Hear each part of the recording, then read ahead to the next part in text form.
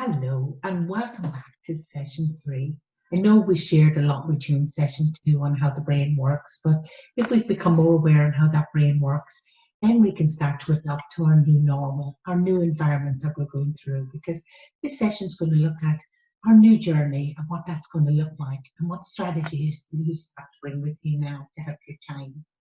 Take a look at our new environment, and our children and our young people are facing going back to school with a little bit of a different space than before. If you look at it this time, you may have some of your children will be so excited they can't wait to get back, but also there may be some underlying anxieties coming with it, like new rules, what's it going to look like, and the uncertainty, the unknown of what it's going to look like as well can actually increase some of the anxieties. The other thing is you may have some of our children that will be carrying sadness. For example, if you're a youngster or your child has been experiencing anxiety before lockdown, before this all happened, it may be increased now. So just be aware of that with your child. The other thing is constant worry and worry about the future. Particularly younger children may have separation anxiety. In other words, they've been with you, right beside you for the last couple of months, and you've been very, very close together. And now you're detaching, and that child is going into school and maybe separating from you. So be aware of that and notice that. But these are the new journey now, the new environment that you can work together, because we're going to start looking at now strategies to actually help to soothe all the emotions of your children, but also you're experiencing as well. Our thought process. And if I just remind you of the vicious circle, the thoughts, the feelings, and behavior that we talked about before, the thought process, and all those thinking thoughts that we have in our head. And if you look at this beautiful image, because as a parent, often what you will be saying, am I doing enough? Am I so tired I can't take care of my child? Are things in a mess for me? What's it like at the moment? I feel out of control. I'm not good enough. And if you look to your child or your young person, and all they're saying is, I love you no matter what. And it's the unconditional love.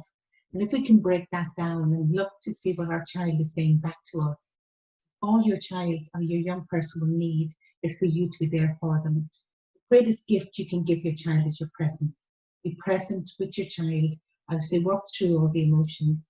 Walk with them and just be curious about what's happening, and just to take it in a very slow journey as you begin this journey now back into school.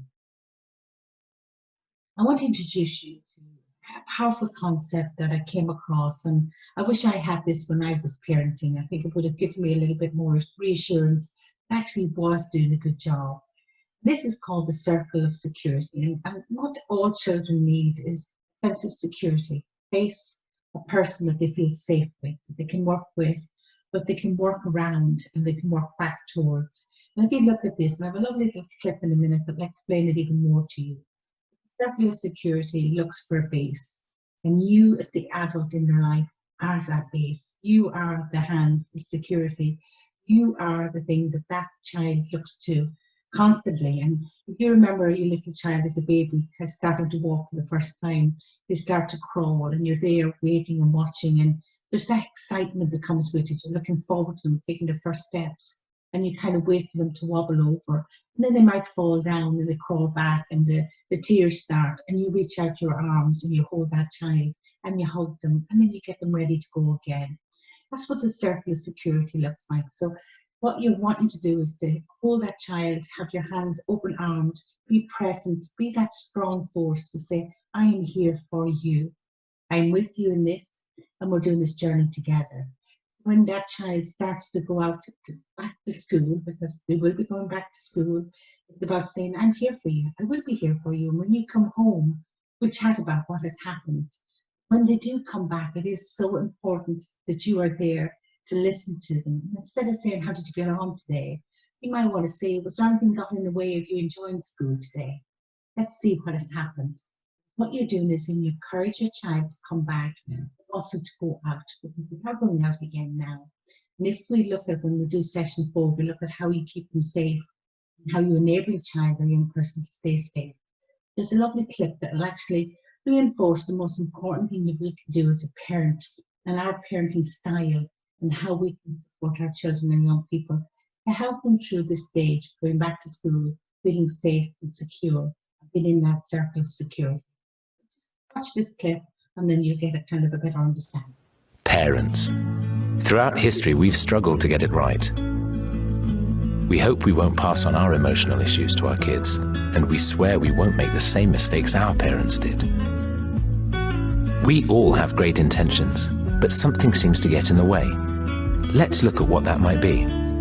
At Circle of Security Parenting, we believe that being emotionally available to our children and their needs is the key to doing our best as parents. We call emotional availability being with. It means teaching emotional intelligence by being with our children in all their feelings, like sadness, joy, anger, curiosity, pain, frustration, excitement, and so on. Being with children helps them understand, trust, and move on from feelings. And knowing someone is with them in their feelings helps children feel less overwhelmed and more secure. Decades of research backs this up. For parents, some of this comes easily, but other times our children express emotions that make us uncomfortable, so we pull away or try to overrule their feelings, which leaves them on their own. We do this because our children's feelings can trigger strong emotions in us. We think of it like this: our history during childhood of how core people responded to our different emotions creates the background music for how we experience our children's feelings. Let's look at this example. This girl and her father have been enjoying time together in the park, but suddenly aware of the time, Dad says, "We need to go." When the girl hears this, she starts crying and gets increasingly angry. All at once, the dad's background music changes. The background music that is playing for the father right now, we call shark music. As it turns out, the dad's own mother was uncomfortable with loud displays of emotion, and she didn't know how to handle them. So throughout his childhood, she repeatedly told her son it was pathetic to cry, and she never ever asked him about his feelings of sadness or anger. His ability to deal with his daughter's emotion now is greatly affected by the experience with his mother then. Shark music. We're rarely aware it's playing, but it's our past experiences telling us to be afraid of or uncomfortable with a feeling or need that is actually safe.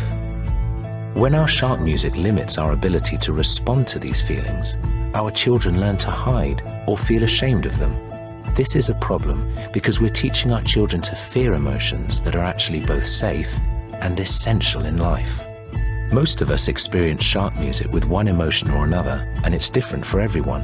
But whenever it is triggered, our ability to respond to our children's needs is limited. The good news is, by simply calling it by name and reflecting on what our children need in the moment, we can turn down our shark music. This is so important because if we can learn to manage our history of negative experiences and perceptions, we can respond to the truth of our child's current situation and be with them in it. Ultimately, this will help our children grow up with a better ability to understand and share more of the emotions they experience. There's no escaping it. Strong feelings are a challenge to manage as parents, but our children always benefit when we have an accurate response to what's happening, rather than reacting to the shark music we're bringing into the relationship. Remember, there's no such thing as perfect parenting, and blame never helped anyone feel more secure. That includes blaming ourselves. But the more often we can identify our shark music, the better off our children will be.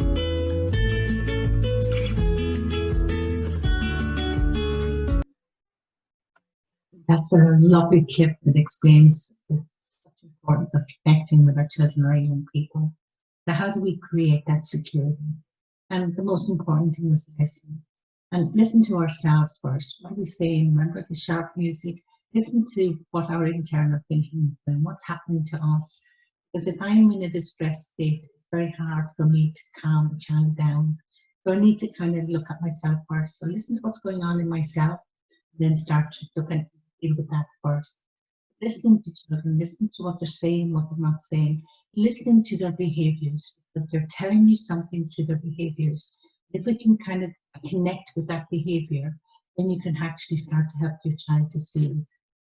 Second thing is comfort them. And no matter how old your child is, a hug does not go wrong and it will never go astray. Older children and young adults don't like the hugs, so you can do the high fives or hey, give me a thumbs up if you're doing okay. Or if you want to hug me, it's okay too. Because sometimes they need to seek that approval that it's still okay to do that. So again, it's about connecting, giving them comfort. I'm here for you. Remember, the circle of security is about I'm here for you. I'm listening to you. We can do this together. Reassuring them. And reassuring them is so important because being reassured is really giving your child something to hold on to. In other words, it's important that we don't reassure falsely. Oh, it'll be okay. We need to be honest with our children. We need to be open. We need to listen to what they're saying and then respond appropriately. And again, make it age appropriately. Younger children, again, looking through their emotions in, let's see what Carmen Cassie would say here. How could we do this? Getting them to go to the upstairs brain, doing it together. Our older children, our young adults, reassurance may be a little bit more challenging because they often have identified their own ideas. So we need to just look and see what they're saying and then respond. I'm hearing what you're saying. Let us see what we can do together. But the most important thing in all this, as a parent, is stay calm. Two piece of advice I always say is never take what they say to you personally, because sometimes they will come out with also, I hate you, I don't like you, etc., etc. Child is not saying they hate you, they're saying I'm struggling with an emotion at the moment, I don't know what to do with it. So the most important thing is that we don't take it personal. Also understand that sometimes children are kind of going through their own sense of loss because they've been attached to you as a baby and as a child, and slowly they're detaching.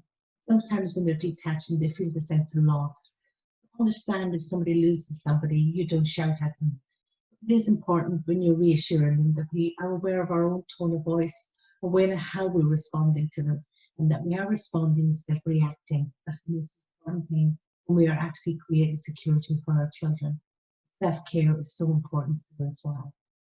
Let's just finally finish with just a couple of little practical connections that you can start with, because when you do things together, it's a great way of starting the journey of helping children and young people understand their emotions. And one of the powerful things I put here is a gratitude journal or a gratitude jar. You can create whichever, and even just to sit down with them before they start school and look at all the things that they've been grateful for over the last couple of months.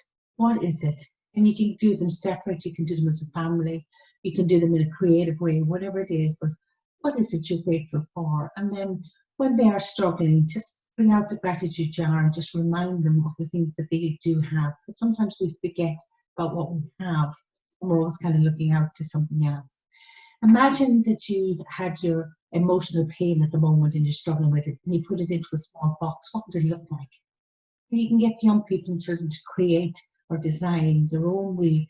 Because when we have an image of what it looks like, then we can start to look and see and explore how we can deal with it. Another lovely thing that you can do to actually start the journey of children going back to school and young people and even ourselves is imagine that you could create a courage box. What would you put in that courage box? What are all the things that got you through in the past? You're actually creating a wee toolkit now, looking at the thinking, the feelings, the behaviours, the things they do, they enjoy doing. But what you're trying to do is get that vicious circle to slow down so that what would they put in that box that would actually help them soothe all the emotions? It might be their favourite teddy, or it might be their favourite book, or it might be their favourite piece of music, it might be a photograph, whatever it is. What is it that brings them courage?